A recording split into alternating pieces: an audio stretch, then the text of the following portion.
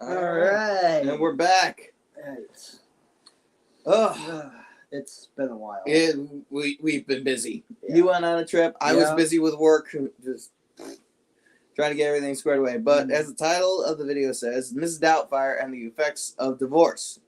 Now, one of the things that recently came out was the Mrs. Doubtfire musical. Yes. Did you go see that? Yes, and I loved it. Oh, that's great. That's great. Yeah. I have yet to see the musical, but I feel like I shouldn't go see it yet until at least I've seen the movie. You haven't seen the movie? No, I haven't seen the movie, and I picked it up for $1 on VHS. Isn't that sad? God. I have a working VCR player. I just haven't gotten around to it. I have the movie on DVD. Oh, my gosh. So, Well, I got this thing. We also got some new equipment. As you can see here, we got a green light, which means that's working. So, we just stick that on you. okay. Wherever. But it should provide clearer audio. I'm hoping. Yeah, who knows? Yeah. But it's a new setup. We're going to take at least a couple streams to figure it out. Yeah. I recommend watching. Have you heard of a YouTube channel called Cinema Therapy? No, I haven't. I've heard of Cinema Sins and Cinema Wins. Is it the same guy? No. Okay. This is a YouTube channel done by a licensed therapist and a filmmaker, and they talk about like different movies and like the psychology behind them. It's actually kind of cool. Oh, wow. Yeah. Movies and psychology behind it. That's great. That's really cool. And one of the movies they did is Mrs. Doubtfire. Really? So if you watch that video, Mhm. you'll learn everything you need to know about the movie. Oh, my gosh. Yeah. But I guess the premise of Mrs. Doubtfire is that a man is divorced from his wife while the wife divorces her husband. For what reason? Like, he's just not there or something like that? I think, his wife feels that her husband's, I don't know if I'd say that he's not around. But neglects her, ignores her, spends more time with the kids than with... Yeah. So a dad. Yeah. And she's more concerned with the fact that he doesn't take his job as a parent seriously. Pause. Doesn't take his job as a parent seriously because he spends more time with the kids than with her. Yeah. Already off to a bad start here, because if you're spending more time with your kids than your wife, that tells me you're more invested with being a father or a mother than a spouse. On one hand, okay, great. On the other hand, kind of can't neglect the other one. Yeah, so the wife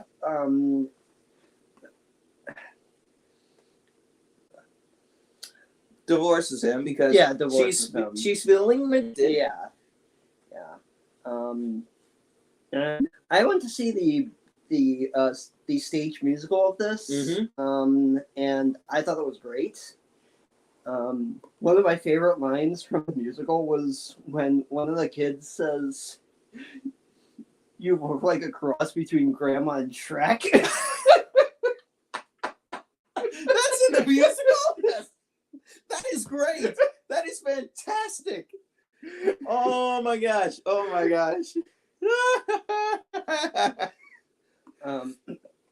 But there's another line near the end of the musical where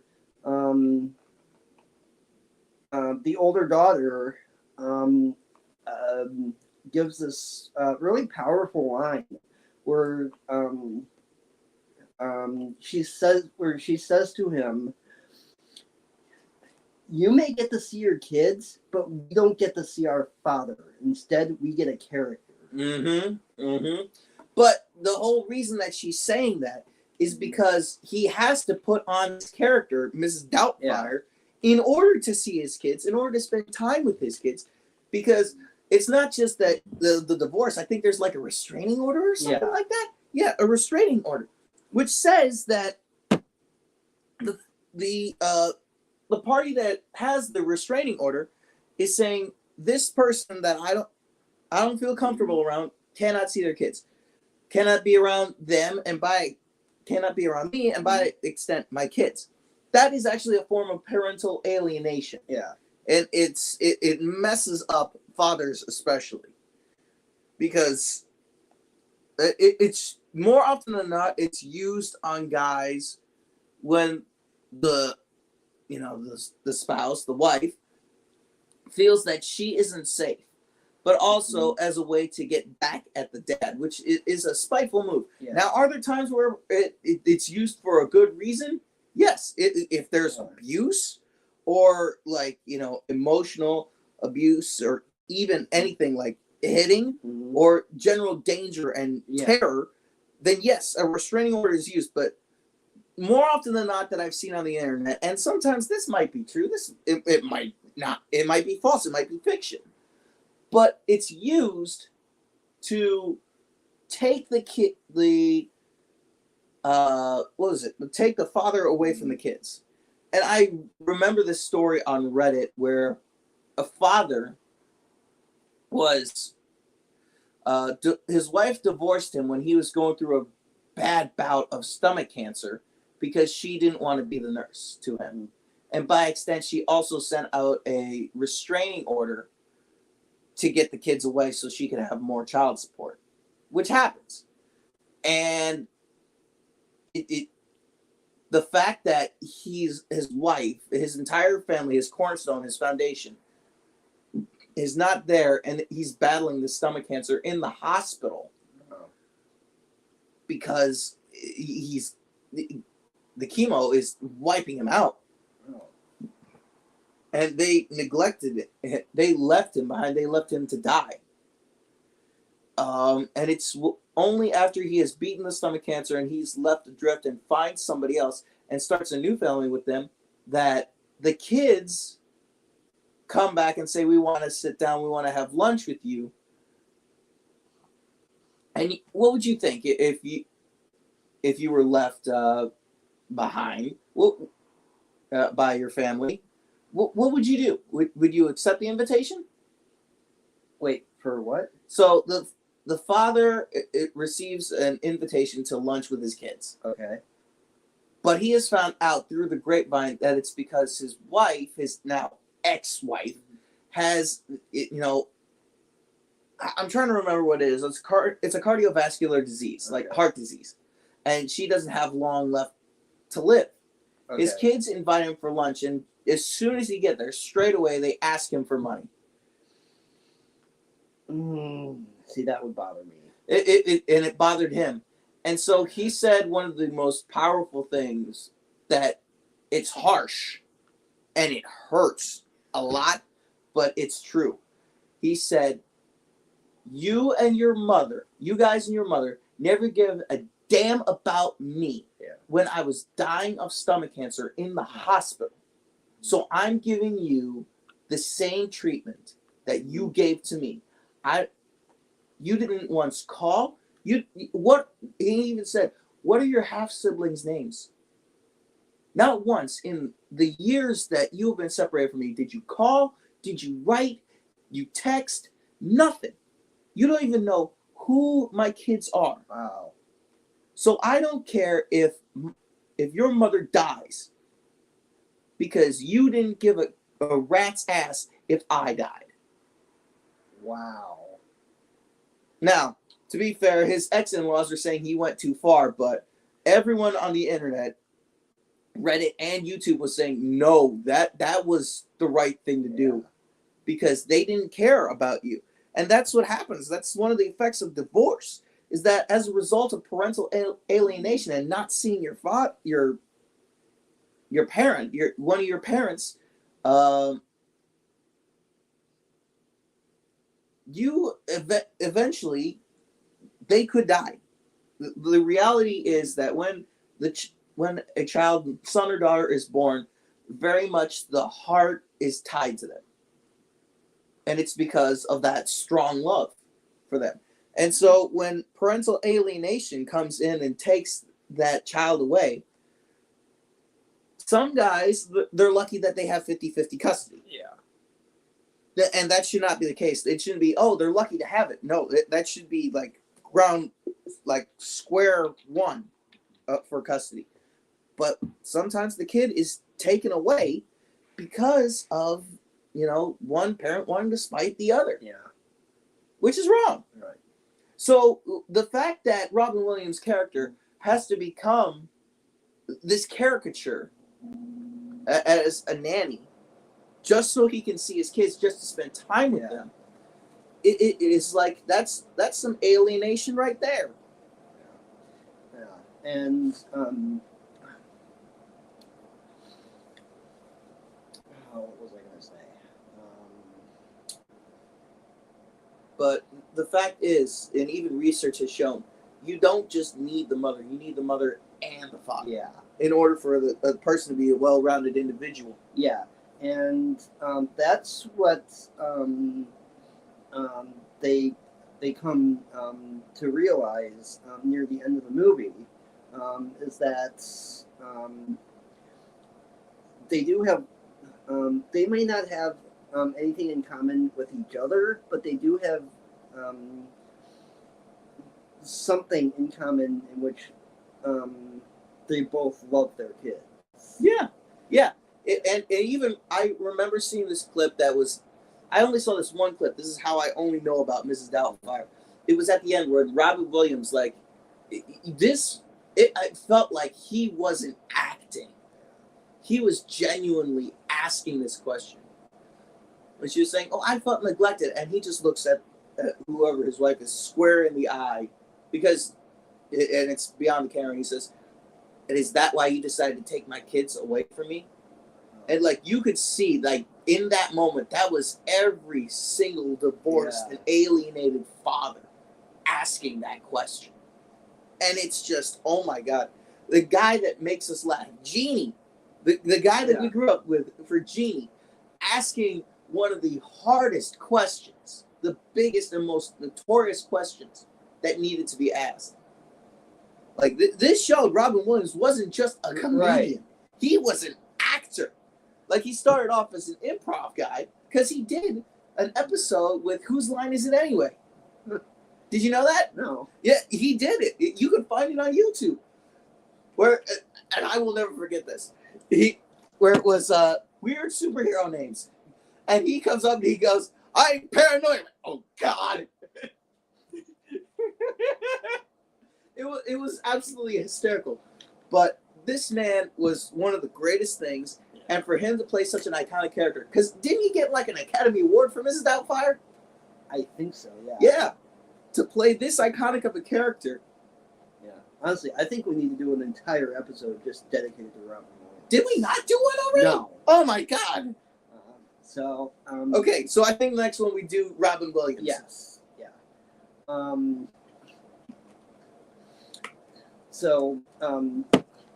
And one of the things I love about this movie is that I don't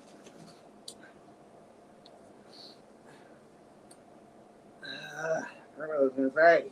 Well, the one thing that I take away from this whole movie, as little as I've seen with just the one clip, is that when a father loves his kids so much, the fact that he's willing to go to lengths of dressing up as a caricature, as a nanny, and just to see his kids, it is so. And I realize there are going to be people out there saying, "Why does my dad do that?" It's because the reality is, it's a Hollywood movie, Right? But if there were no repercussions here, every single dad that loves their kids, that has been alienated, would do the exact same thing. Yeah. And Mrs. Doubtfire, Robin Williams, has another line near the end of the movie where, and I think this is so true, where he says, because he eventually gets to star on another on a kid show. Yeah. Which, speaking of which, the beginning of the movie features a cartoon animated by Chuck Jones. Oh my gosh! Wow. Yeah. Because he starts out as a voice actor. Oh yeah. Yeah.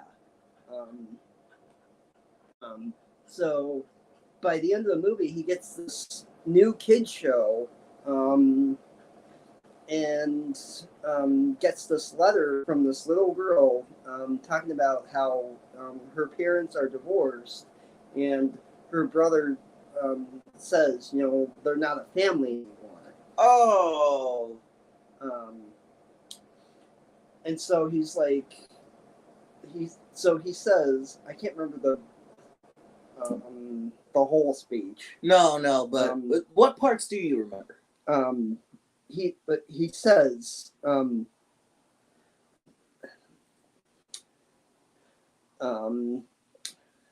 sometimes parents get along better when they don't live together. Yes, this is true. And that just because they don't love each other anymore doesn't mean that they don't love you. Yes, this is true. Because that's one of the things about successful co-parenting. It's that sometimes people that got together to be a family, to create a family, are better apart and co-parenting. Because, yes, mom and dad aren't working out together. Yeah. But that doesn't mean they don't love the kids any less. It's a change in the routine. Because more often than not, there are guys out there that will stay in a marriage and in a relationship for their kids. Like, they will suck it up and deal with it for 18 years. Yeah. Or less, just so that they can avoid paying child support through the nose. Because that's what happens in this country, is that men will, more often than not, will receive the brunt of child support. And it's a lot. It sometimes it's a lot, sometimes it's a little. It all depends on the work situation.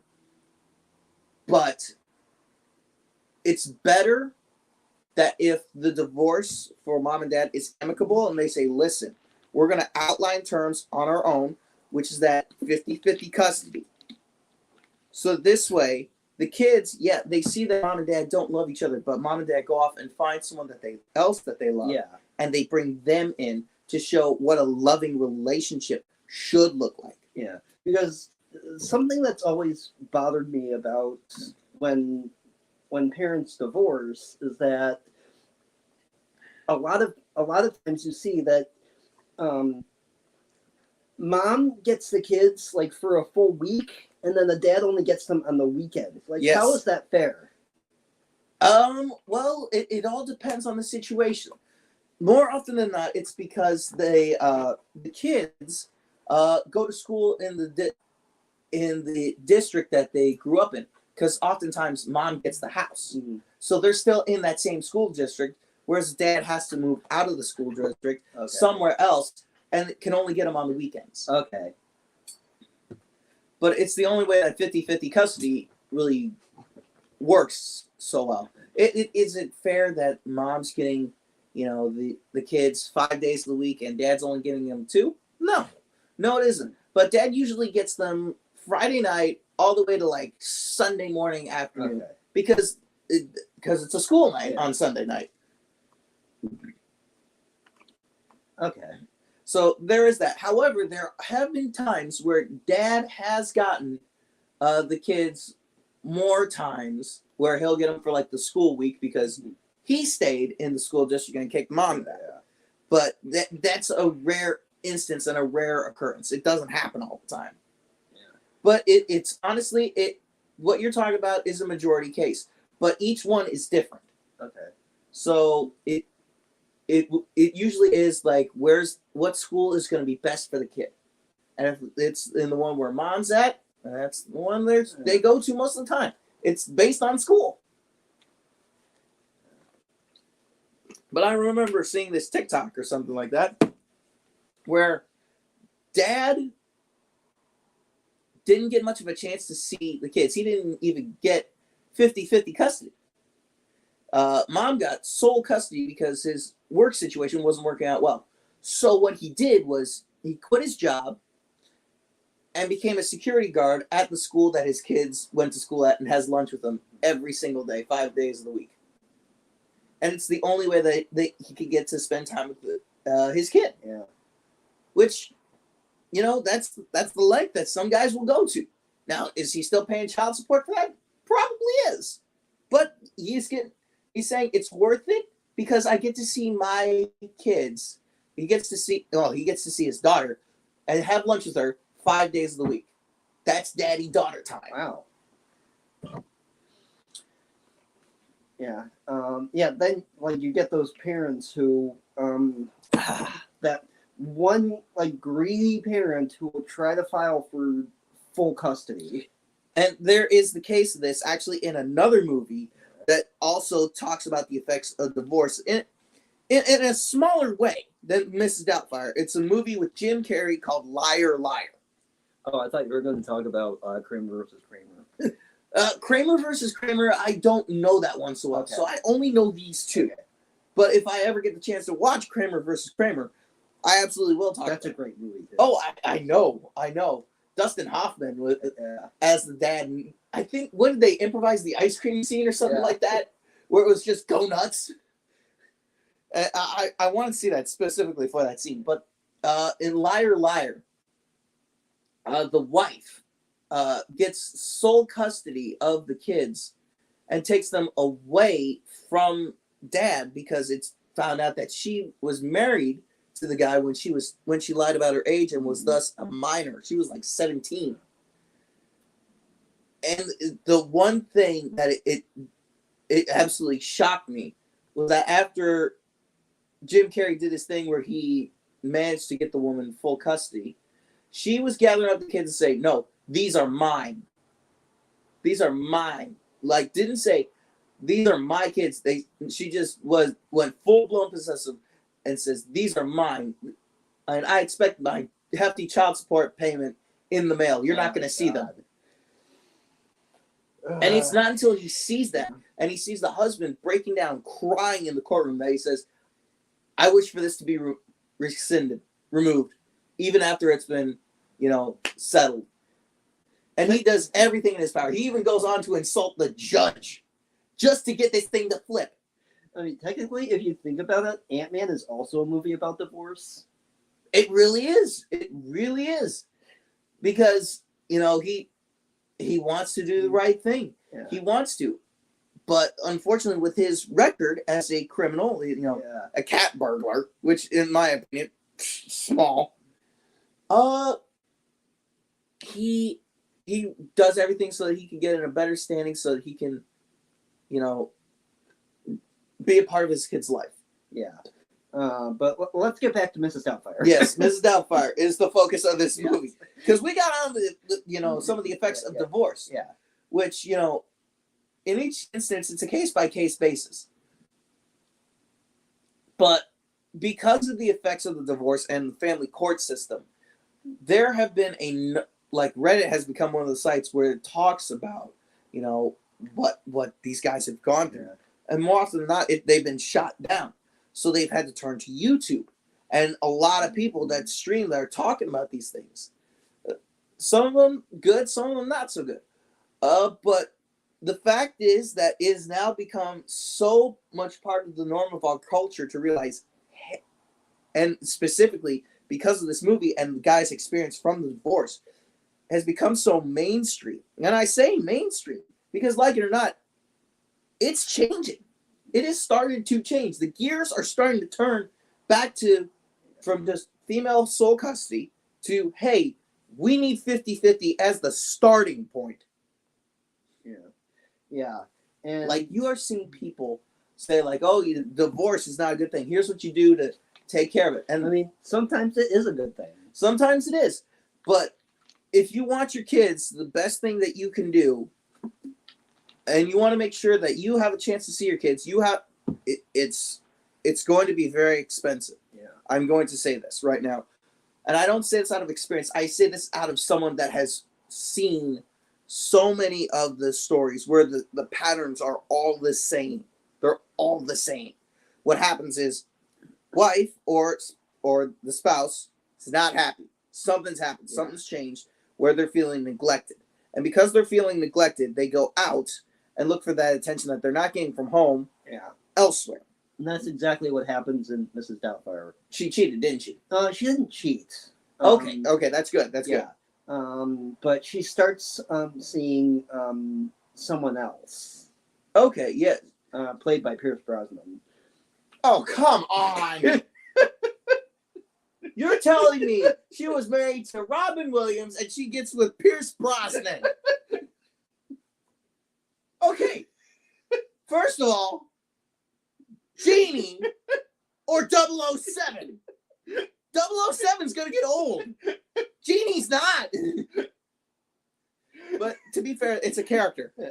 But what happens is because they're not getting the attention at home, usually from increased hours at a job or just like the stress of life where people need more time to decompress, they're not getting the attention at home. They seek that attention elsewhere. Sometimes, but most of the time, it results in cheating and, it could be an emotional affair. And usually that is how it starts, but eventually leads to a physical affair.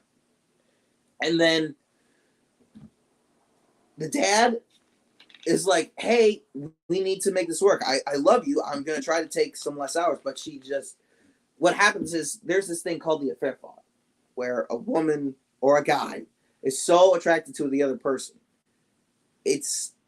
They're blind. Like, it's like this. They don't see anything else. They only pay attention to the relationship. They don't care about the marriage. Yeah. They have essentially mentally left. The best thing that a guy and a gal can do, if that has happened, this has happened to them, and I say this is going to be very expensive, but you get the most bloodthirsty, most shark-like lawyer that you can get, and they will come after the spouse that has essentially cheated on you, and they're going to come at them with everything they got. Everything. And it's going to hurt. It's going to hurt. That's the only thing that I can tell people. Like, if you got a divorce or the wife or husband has checked out of the marriage, and I say wife more often than not, but that's because I've seen the stories so often. If the afflicted spouse sees that their partner has left checked out of the marriage, get a shark lawyer. Get a shark-like lawyer, because it's going to snap them back to reality. And what they're going to try to do, and I know this because I've seen this, they're going to try to get back with them. And they're going to suggest going out on dates again. They're going to suggest spending more time together. Yeah. And the worst thing that you can do is fall for that, because that's the ploy to make sure the divorce has no merit. And the biggest one, they're going to try to sleep with you. Yeah, there's nothing worse than somebody who's trying to divorce for money. Mm-hmm. It is. And they're going to try to not go through with the divorce by saving themselves money by trying to sleep with you. That's what's going to happen. Yeah. Yeah, they either divorce for money or they're trying to get custody of the kids for money. Yes. And that is what'll happen. What will happen. But I don't want to focus on the effects of divorce. Just get a lawyer. Get the most bloodthirsty lawyer you can get and go after him. Yeah. Go after him for every penny that you can. I've seen stories where the wife was cheated on by the husband because the husband has Zeus syndrome because he can't keep it in his pants to save his life. Yeah.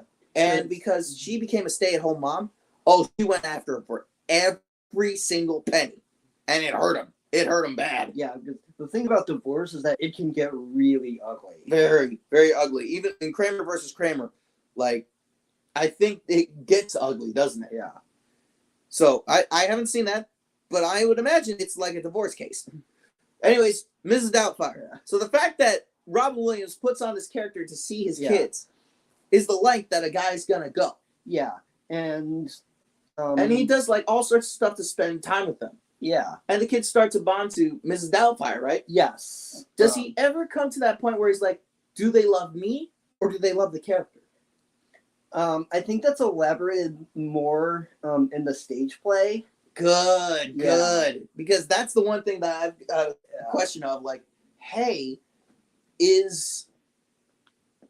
does this happen? Because I would, if I went through that, and I had to go through and be a character to be with my kids, I'd start asking myself, is it me they love, or is it the character? Yeah. And like, even like in both the play and the movie, you can see like the impact Mrs. Doubtfire has not only on the family but on Daniel himself. Really? Yeah. Like it changed him to be more cognizant and aware of his ex-wife, Yeah, and her feelings. Yeah. That's great. That is phenomenal, because that's the thing. Right now, I'm in a relationship where I am getting ready to propose. Like, oh really? I'm hunting. I'm shopping out for rings now. Oh, that's cool. Yeah. Congratulations. Thank you. Yeah, I and the thing is, I just got to get the ring set. I just got to get the ring together. And I'm not going to say it because I know that it's put out on the internet. Mhm. My girlfriend's probably going to see this, and she's going to be like, oh, he's looking. Well, she knows I'm looking. She knows that I'm looking. She knows it's coming. She just doesn't know when. So I'm going to keep that information to myself. I'll tell you after we're done streaming. Okay. Because I don't want her to find this. She doesn't know your number, so you're okay. And I'm not going to give her your number, because then she's going to say, so, what did Ben say? What was it? Come on, tell me. She will lean on you hard. If she says yes, I'm taking you out to celebrate. So, Don't even worry about it, man. I it's not a question. She is gonna say yes. She's absolutely gonna say yes. But when I get the pic, when she does, there's gonna be a pictures and video sent to you. okay. There will be. But yeah, so the fact that Daniel, Robin Williams' character, becomes more cognizant and aware of his wife, does his character start spending more time with a little bit more time with the wife? Yeah. Like, where it's just, hey kids, I'd love to play with you, but I want to talk with mom first. Yeah, sometimes that does happen. And one of my favorite scenes from the movie is when they're all at the pool, Mm-hmm. and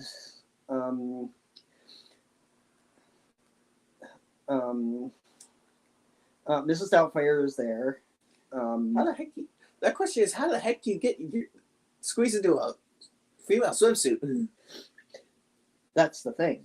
Does she even go in the water? No. Oh, okay. And it's a really powerful moment where she sees that, where Daniel sees that his wife is happy with someone else. Oh my gosh. Yeah. That's gotta hurt, but Yeah. At the same time, it's very much like she's happy with somebody else. I can't give her the happiness Yeah. she needs. Yeah. And in the play, it was changed to like a fitness gym. Really? Yeah. Is she hitting on a trainer? No. Okay. And they show Mrs. Doubtfire in like this like workout outfits. Okay, that has to be kind of silly. Is it like 80s style workout outfit? Yeah. Ah! I have to see this musical. But I'm gonna borrow the Mrs. Doubtfire DVD from you, just because. I mean, it's a tape. It's gonna take me a lot longer to hook up the VCR than just take the disc and shove it into my PS5. Yeah. Oh my gosh, that is great. This sounds like a movie that I should have seen like a long time ago. Yeah. But I haven't, which is upsetting. Yeah. This is a great movie. Oh yeah. Because The funny thing is, I picked there was a store in North Olmsted that was closing that I got the Mrs. Doubtfire VHS tape, but I also picked up Casablanca. Oh, really? With Humphrey Bogart for $0.25 as well. For 50 cents, I picked up 2 classic movies on VHS tape. Wow. I'm like, yo, why haven't I gotten around to these things? Probably because I'm so busy or something like that. Yeah. But to be fair, I'm not that busy. I just picked up Helldivers 2. So I'm busy squashing bugs. I need to spread managed democracy. Managed democracy being at the end of a rifle. And this game is fun. It's fun, but we're out talking about Mrs. Doubtfire. Yeah. And I think also one of the reasons why she divorces him is because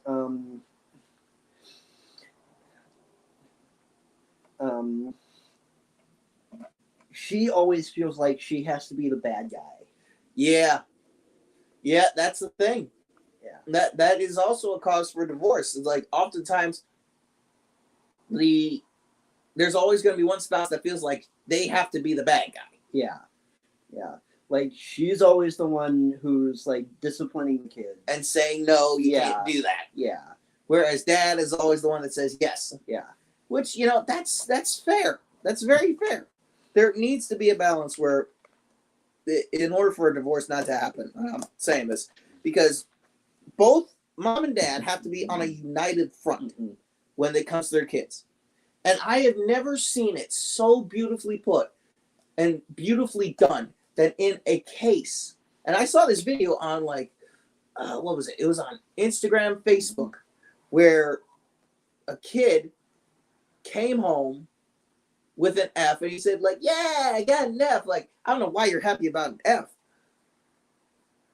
But mom was saying, you're going to be studying. You're going to be working on that workbook. You're going to learn your numbers.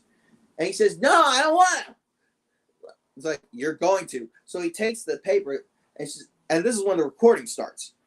It's like, don't do it. Don't do it. You rip that paper, or you rip it up, you're going to be in trouble. And he's with a big old smile on his face like this. It's like, and every single person, like, when I saw that, my mouth dropped. Because my parents were strict on me that it was homework, then fun. Now, I could get away with a little bit of fun as I got older and I got home from school where I wanted to unwind just a little bit. But I knew I had to do my homework. And so the fact that this kid just ripped it, I was like, oh my God. And she was like, you did not just, yeah, I did, because I don't have to worry about that. I'm going to go into sports or something like that. And Dad says, oh, you're going to go into sports, are you? Okay. And camera goes right to him. Under his arm is the big screen TV. I am not kidding when I say this. I got a big old smile. I was like, oh, I know what's going to happen. Like, not a hand was laid on this kid. But what happened was the TV put with screen side down on the driveway behind the back tire of this SUV car. I don't know what brand it was, but the kid starts screaming like, no. Like, no, you didn't listen to us. You chose to disrespect mom, and you chose to disrespect me, and you didn't do your homework, and you failed. You failed a math test. So, guess what? Backs up. Crunch goes the TV. Kid screams, stop. You going to act a fool anymore? No. You do it again. I'm going to take the other one. You do it again? I'm taking your game system. Like, and mom said, like, you hurt your father. And she was even saying, like, because it's like, you already broke out the TV, just back up the whole thing. Crunch. But yeah, that's the thing. You need to have a united front. Sometimes mom's got to be the good guy. Sometimes dad's got to be the good guy. But each person has to be the bad guy for times. It can't always be one person. Yeah. That's going to lead to a divorce and a Mrs. Doubtfire situation. Yeah. But I just added that in there because just to show us an example of you got to have each other's back. When it comes to disciplining your kids, nobody can consistently be the bad guy. Right. Now, in my case, am I probably going to be the bad guy? Maybe. Probably. Most likely. Yes. But I also know that I have to be the good guy at times. I have to be the fun dad. Yeah. And my girlfriend has to be the fun mom when it comes to that. We can't both be bad mom and bad dad. Right. Oh my gosh. It's been 40 minutes? Yeah. Holy smokes. This is a long video. Oh my gosh. Okay, but I don't know what else we can talk about Mrs. Doubtfire other than this. Honestly, if movie theaters pumped this out for like a day or an evening showing, they'd make money. Yeah. They'd make some good money. Yeah, this movie just had I think it's 30th anniversary. 30th? Last year. Wow. Yeah. Oh my God, it came out in 93. Yeah. Holy smokes. I need to go watch this movie. But yes.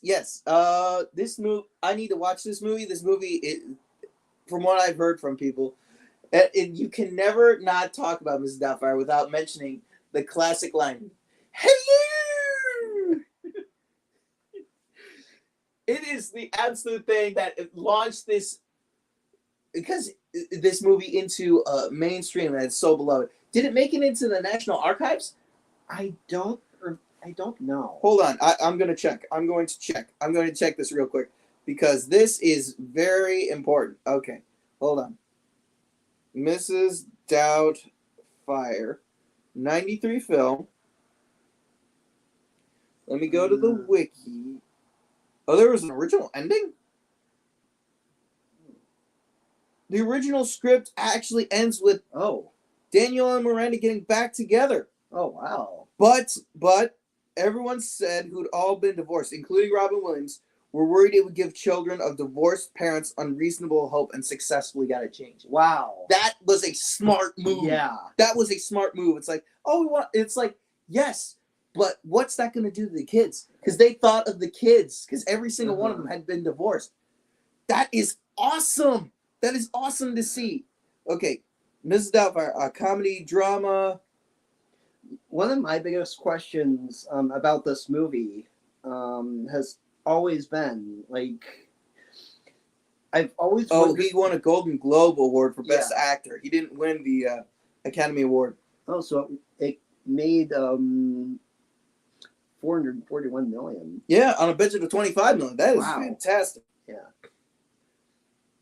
Okay. Oh, they have a section for the stage musical. Critical reception, accolades, It's not in there. It's not in the archives. It really should. Oh, yeah. And I guess before Robin Williams passed away, there was going to be a Mrs. Doubtfire sequel in which he was going to star. Yeah, even in the Wikipedia, they say there was a canceled sequel. In 2001, Bonnie Hunt began to develop Mrs. Doubtfire 2. Anne Fine had not written a follow-up to Alias Madame Doubtfire, and writing for the sequel did not begin until 2003. Robin Williams was set to return. Rewriting began in 2006 because Williams was unhappy with the plot in the new script. Oh, it went through a rewrite. Wow. It had been anticipated for release in late 2007, but following further script problems, the sequel was scrapped in 2006, December of 2006. Yeah, he mentions in an interview that it was definitely scrapped, saying that the script they had just didn't work. Yeah. Sequel involved Williams as Mrs. Doubtfire moving close to Lydia's college so he could keep an eye on her. Huh. I mean, that sounds more like it would be a comedy situation instead of a drama. Highly unlikely, yada, yada, yada. I'm not going to read all that because that's going to take way too long. But in the Wikipedia, they actually have a section here for stage adaptation. Yeah. See? After Williams died, the sequel was ultimately scrapped. Yeah. Most likely in favor for the Broadway musical instead. Yeah. And they have that section here. But honestly, the fact that it wasn't even, put into the National Archives. Yeah. You know what? Let me check the National Film Archives just maybe they didn't mention anything. National Film Registry. I don't think Complete yeah. listing. Let's see. 2000. Oh, this is going to take Yeah, I forever. wish there was like a search button. Oh. Let me see. For everything, films and videos. Let's check. Mrs. Dow. Whoops. Fire. Catalog record only. Wait, is it in there? Film, video, motion picture. Over 60 minutes. Amateur. 930101. There's a trailer. There's an audio. There's a film video. Is that it? No. It says motion picture. Yeah. So it is in there. Yeah, it looks like it.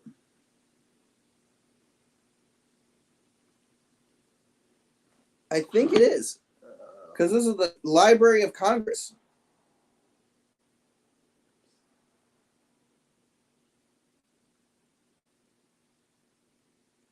Yeah, because they got Home Alone in there. So this is it. It's actually in the library. It's actually in the Library of Congress. So it's saved. Wow. That is fantastic to see. But you know what really would have been fantastic to see? A Batman Beyond movie. I want to mention this before we go. Because this just, you know what grinds my gears?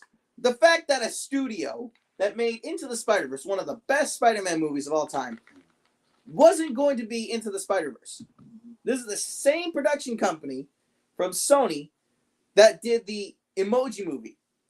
They decided they wanted to do a Batman Beyond movie before a Spider-Verse movie.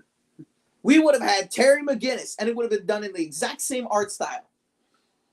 Now, Disney and Warner Bros. Said never, but after seeing the stills that were drawn up, they said maybe. It was moved forward, but it was ultimately scrapped for the Spider-Verse movie. Now, am I still happy we got the Spider-Verse movie? Yes, but look online, find Batman Beyond movie. What I read is that the movie was pitched to Warner Brothers, but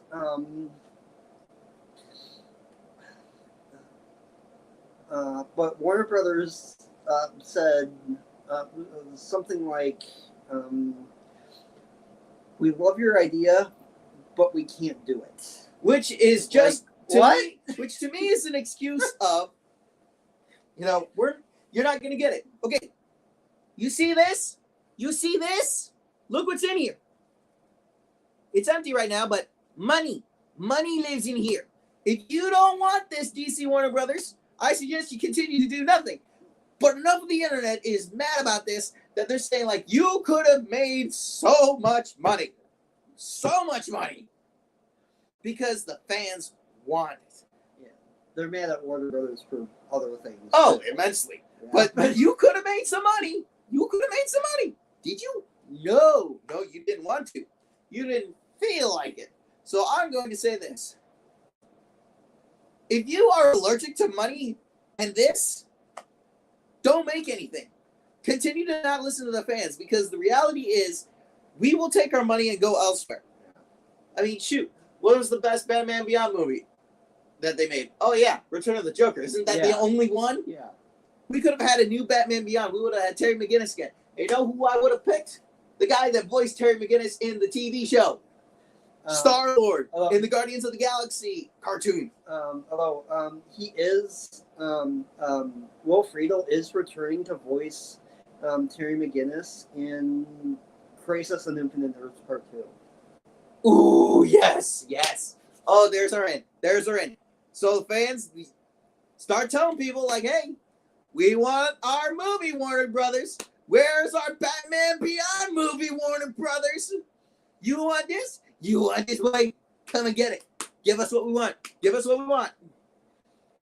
And the fact that Warner Brothers had the nerve to say that they're the only pure storytelling studio. Yeah, pure storytelling. You could have had money. You could have made money. That's it. Okay, so next time what we're going to talk about is Robin Williams. And some of the best movies that, I remember. We remember. Yeah. All right. But be sure to like, comment, subscribe. Check out our Discord. Tell us your thoughts on Mrs. Doubtfire, and if you have any divorce stories. We'd love to hear them. All right.